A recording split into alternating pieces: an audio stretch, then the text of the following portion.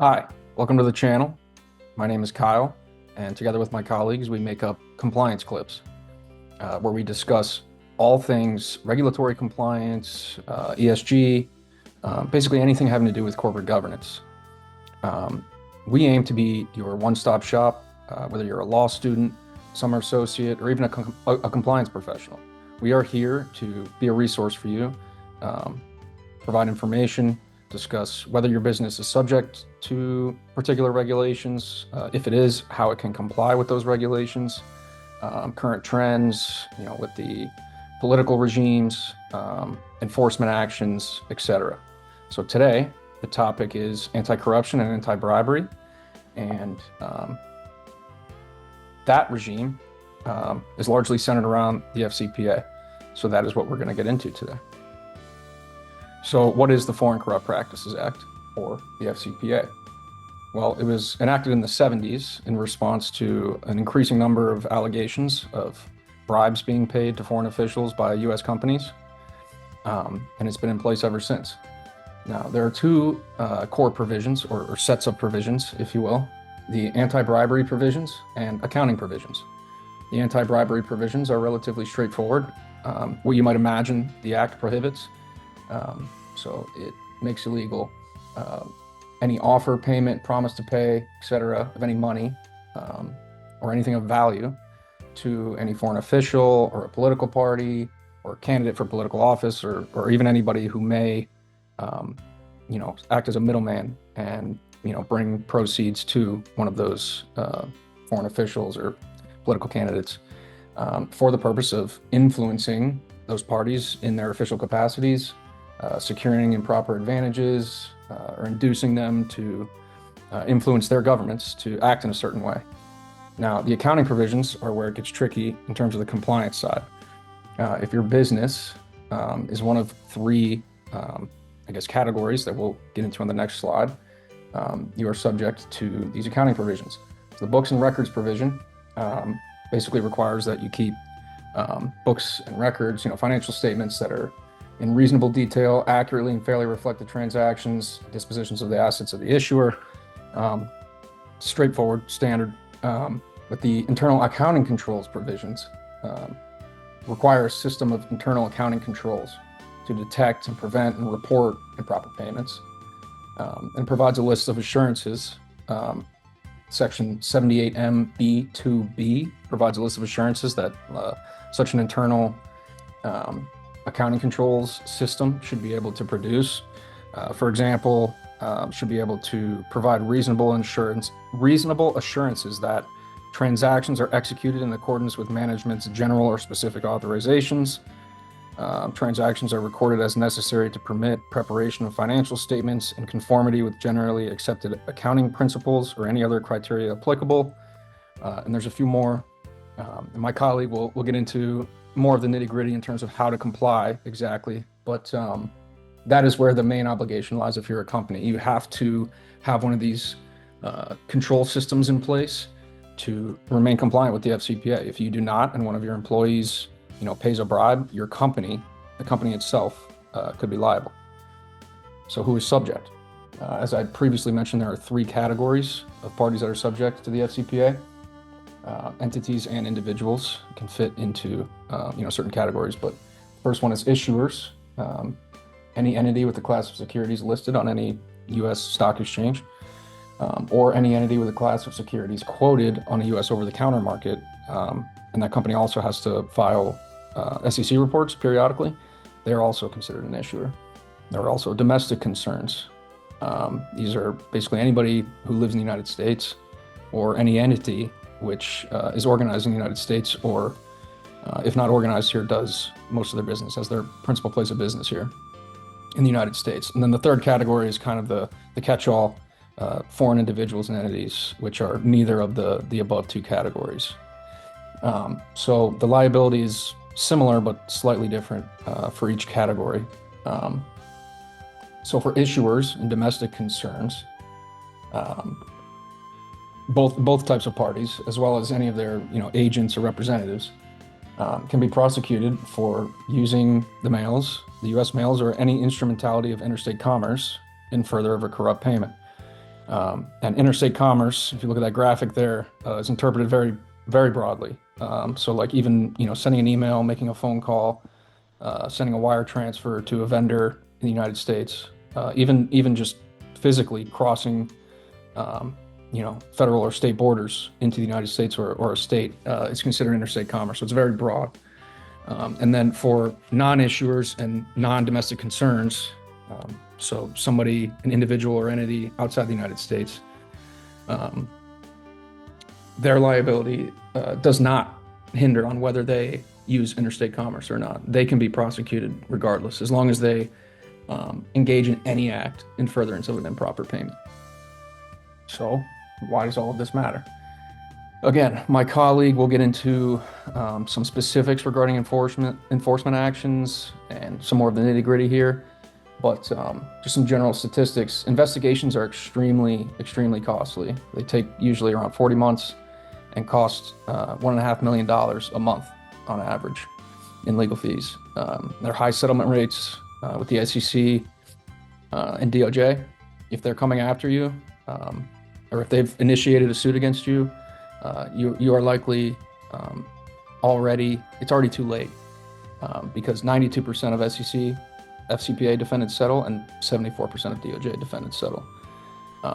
And again, my colleague will get into more specifics about some of these penalties, enforcement actions, but they are extremely costly, as you'll see. However, as I mentioned, the real business compliance aspect relies on the accounting provisions, the obligation to have a control system in place, and doing so can actually serve as a defense. The SEC and DOJ have often declined to prosecute or have maybe reduced penalties or charges when defendant entities have adequate control systems in place. Perhaps, an individual employee pays a bribe to a foreign official and the company can, in good faith, say they didn't know about it or they caught it early and reported it immediately. If in that type of situation, the company itself, sure, the employee paid a bribe and they will be personally liable, but the company itself may escape liability because of their compliance control system. So now we're going to teach you about anti-bribery compliance requirements under the FCPA. So to comply with the FCPA, the foundation of any compliance program must be a written anti-bribery policy that is both clear and enforceable. The policy needs to state unequivocally that the company prohibits bribery and corruption in any and all forms. A key part of this policy is defining essential terms. For instance, a bribe isn't just a suitcase full of cash. It can be anything of value, like a gift or a favor, or even a job offer intended to influence a decision. Or facilitation payments. Small sums meant to expedite routine tasks are illegal under the FCPA in many circumstances. And lastly, government officials is broadly defined.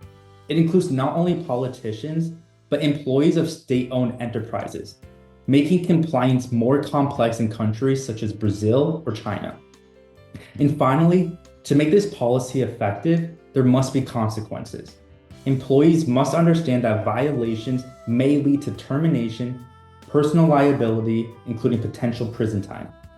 The Department of Justice has made it clear, ignorance is not a defense. Companies that fail to enforce their own policies are at greater risk of prosecution. So a good policy means little without effective training. That's why companies must tailor their compliance programs to address the specific risks faced by different teams. So for example, sales teams operating in emerging markets may face higher exposure to bribery risk and need more detailed training than back office staff. Training should not be one size fits all. It needs to reflect the real scenarios that employees are likely to encounter. This also ensures the company can prove a good faith effort to educate its workforce in the event of an investigation. Just as important is the role of leadership. If senior executives and managers don't take compliance seriously, neither will the rest of the organization. Leaders must set the tone at the top. demonstrating ethical behavior and reinforcing that the FCPA is not just a legal box to check off, but a moral obligation. Finally, training is not a one and done process. Ongoing communication through quarterly emails, refreshers, and compliance updates keeps anti-bribery top of mind, especially in fast-growing companies. This regular reinforcement is essential. Next, let's talk about reporting and enforcement. No compliance program works without a secure, confidential way for employees to report concerns. Whether through hotlines, anonymous surveys, reporting mechanisms need to be accessible and well publicized. Especially important is ensuring employees feel protected when they report. If workers fear retaliation, they won't come forward. Having a documented non-retaliation policy and actually enforcing it is crucial to fostering a culture of accountability. When a report is filed, the company must respond swiftly and professionally. Internal investigations should follow a clear roadmap outlining who conducts the inquiry, how evidence is gathered, and how findings are reported. Responsiveness is not just about efficiency, though. It's about building trust. If employees see that reports are ignored or brushed off, they'll stop using the system. Worse, they might take their concerns to regulators, like the SEC, which has a whistleblower program, which offers financial incentives for reporting FCPA violations. And lastly, strong compliance programs aren't static. They evolve. Periodic assessments help companies evaluate what's working and where gaps exist. For instance, are trainings being completed on time? Are third-party agents being vetted thoroughly? Internal audits can provide a reality check. These might include testing controls over gifts and entertainment expenses, or reviewing high-risk transactions. Equally important is adaptability. Businesses risk change. Companies must track regulatory changes in countries like India, Mexico, or countries in the Middle East where enforcement or local anti-bribery laws is also increasing. So in short, FCPA compliance is not a one-time exercise. It's a living, breathing part of business operations. And when done right, it protects both the company and its people. Let's now discuss FCPA enforcement trends and notable cases. Firstly, recent trends in FCPA enforcement have changed significantly with the ebbs and flows of different presidential administrations. The Biden administration had a much larger emphasis on corporate accountability and disclosure. However, the Trump administration issued an executive order in February that paused all future investigations and enforcement actions of the FCPA. There were instructions for the United States Attorney General's office to resolve the existing investigations and enforcement actions and to issue new FCPA guidelines. The reasoning was that the investigations and enforcement actions were overexpensive and unpredictable. The administration felt that limited prosecutorial resources could be directed elsewhere, and they decided that deregulation, which is a large emphasis of this administration, as we've seen with initiatives such as the creation of DOGE, the administration said that reducing regulation, specifically in this instance, the FCPA, would help stimulate economic growth. Let's now talk about some noteworthy enforcement actions related to the FCPA. One instance was that of Simons in 2008, in which Simons pled guilty to violating the internal controls and books and records provisions, and also admitted to having inadequate internal controls and falsifying its records. A whopping $800 million penalty, $450 million of it being a criminal fine, and $350 million of it being in disgorgements of profits to the SEC, was the largest penalty ever imposed at the time. Another instance, a little bit more recent, is that of Walmart in 2019. Walmart violated the FCPA by failing to operate sufficient anti-corruption compliance program for more than a decade as it experienced rapid international growth, as per the SEC enforcement action. There was a $282 million penalty, $144 million of that coming from the SEC, and 138 million coming from the Department of Justice. An even more recent instance is that of Goldman Sachs in 2020. And for this, I'll give you a little bit of background. There was a man of Malaysian nationality named Joe Low, who essentially took on this Wolf of Wall Street-esque persona. He went around and was able to embezzle billions of dollars from the Malaysian government. He was able to orchestrate his rise to power through spending little to none of his own money. He was able to get certain loans and was able to position himself by renting expensive vehicles, paying celebrities to party with him, and ultimately was in a position where he was able to facilitate very large international trade. Goldman Sachs admitted that although employees serving as part of Goldman's control functions knew that any transaction involving Low posed a significant risk, they did not take reasonable steps to ensure that he was not involved. They also admitted that there were significant red flags that were raised that were either ignored or only nominally addressed in order to just push through those transactions. This ultimately resulted in a $2.9 billion penalty. And that was part of the interesting aspect of the Goldman Sachs action, because the $2.9 billion marker is an amalgamation of both criminal and civil penalties, and that's from the United States, the United Kingdom, Singapore, and elsewhere. So it represents an interesting cooperation between various international entities. Let's move on to the next slide. In order to properly understand FCPA enforcement actions, it's important for you to understand the players involved, namely the agencies and the whistleblowers. Let's first discuss the agencies.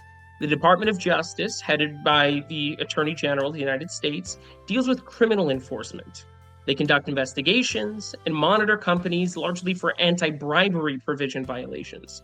And they'll often jointly enforce with foreign enforcers. That's why the Goldman Sachs case is so informative, because in that instance, the DOJ cooperated with international organizations, foreign enforcers in the United Kingdom, Singapore, etc. The SEC, or Securities and Exchange Commission, on the other hand, deals with civil enforcement. There's an emphasis on compliance, control systems being in compliance with accounting provisions and other compliance-related issues. Now, you as an employee may be wondering, can I report to the Department of Justice and or the Securities and Exchange Commission if I'm aware of an improper payment in my organization? And the answer is yes. Under the Dodd-Frank Wall Street Reform and Consumer Protection Act, otherwise known as the Dodd-Frank Act, the SEC whistleblower program was put into place. This offers a potential 10 to 30% of the proceedings, of the proceeds of penalties exceeding $1 million. The Department of Justice has also initiated its Criminal Division Corporate Whistleblower Awards pilot program, and this is an initiative where whistleblowers can also be compensated for their cooperation. The Foreign Corrupt Practices Act is currently a political hot topic. President Trump, when he took office, shortly thereafter signed an executive order delaying the enforcement of FCPA. Now, there was no law that removed it or anything like that. So in a month from now, they could decide to start enforcing it. So it's a very tricky time for a company to navigate regarding the FCPA, as there is currently a pause. So there could be the argument to seize the opportunity and increase a company's bottom line revenue streams by making all these deals. However, it could backfire whether this administration or the next administration decides to then prosecute for violations of the FCPA. So compliance is a very serious issue affecting these companies. Now, as you can see from these bullet points, these are the main things that you want to look out for. Identify the country and industries at risk, internal reporting systems, and we're going to go through each of them one at a time. First, you need to have risk assessment for the FCPA compliance. Now, how do you do that? First, you want to identify the high-risk areas. Countries, as you see here in the first bullet point, China and Brazil, according to Stanford Law School, where they keep a running tally of all the prosecutions from the DOJ, very, very high on bribery and corruption.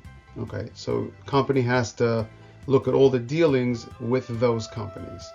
Then there are specific industries that are very, very high. And once again, according to Stanford Law School, there were more than 50 prosecutions of the FCPA when it came to the energy, oil, and gas industry. Now, some of it is just flat out corruption, bribing government officials and things like that. Some of it was paying bribes to companies, which is also corruption, to getting contracts and things like that.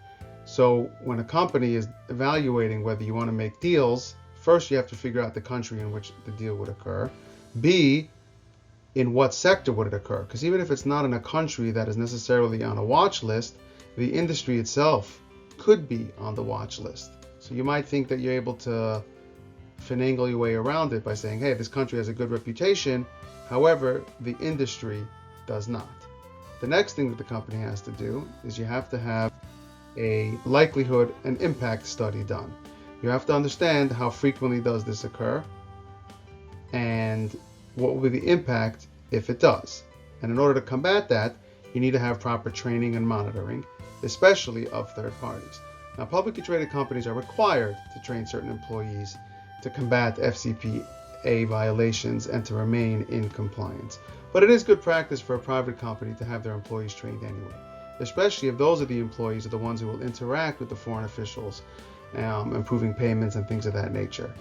But part of that is you have third-party contractors, and a lot of companies have third-party vendors and contractors as part of their logistics. You have to monitor them also, and you need to have anti-corruption practices in place to do audits and oversight of the third-party contractors. Now, for every risk, the country or the industry, the company needs to decide, do we have adequate controls in place, and are they effective? And then we get to documentation. Documentation is huge in FCPA. You have to have open and transparent documentation. You have to have very clear delineation between we hired this company, who did they hire, are they using vendors who are hiding who they are through a web of subsidiaries and LLCs, and things like that. Very, very difficult, but there has to be documentation, because then otherwise when the DOJ is going to come knocking, you're not really going to have a defense if you can't show a clear, proper, transparent, written record of your audits and assessments and reviews and follow-ups on any issues that you found. Now, internal reporting is also a requirement of the FCPA, okay, which again piggybacks off the documentation. You have to have transparent financial records. Don't take payments in cash. Don't really give payments in cash. Don't do cryptocurrency.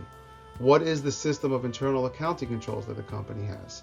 Is there a third-party review, KPMG, Ernst & Young, reviewing the company's financials?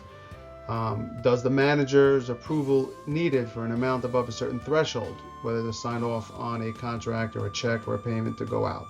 Are managers allowed only access to certain accounts, or does anyone have access to accounts? What is the follow-up in case that there is a complaint? Does the company have a system in place, whether it's via anonymous email, text, WhatsApp, all anonymously, a whistleblower hotline? How will the company deal with a violation that is reported to the company? The last thing is compliance culture review and audits. This helps the company avoid problems. Okay, you have to have multiple channels in which to report possible violations, as we talked about in the last slide: text, WhatsApp anonymously, email, and things like that. Risk mitigation. If you find something that could be an issue when the company's doing an audit and they find something that's a flag, hey, where did this money go? Why was this large cash payment? Who got it? Let's track it down and trace where it went. If the company can't do that, you have to be proactive in figuring that out. Maybe self-reporting to the DOJ could be an issue. Obviously, take it to your general counsel first, take it to the board of directors, but at least you're showing that the company is being proactive, which is a strong defense for any FCPA violation. If there's a strong compliance system and the company's conducting due diligence on all their foreign partners, once again, this will help if the company gets into trouble with the DOJ. What are the policies of the company? Are they written down? If someone speaks up, do they have to worry about getting fired? Or does the company encourage employees to report violations? Is there an official employee handbook that employees are trained on when they're hired? Do they get materials constantly as the rules and regulations and policies change? Are there posters hanging around the company notifying them and saying, hey, if you come across this is a possible flag, take this up the chain? And then lastly, is the upper management receptive to any problems that come about as the result of an audit or review, and then willing to take the necessary steps to keep the company in compliance with the FCPA?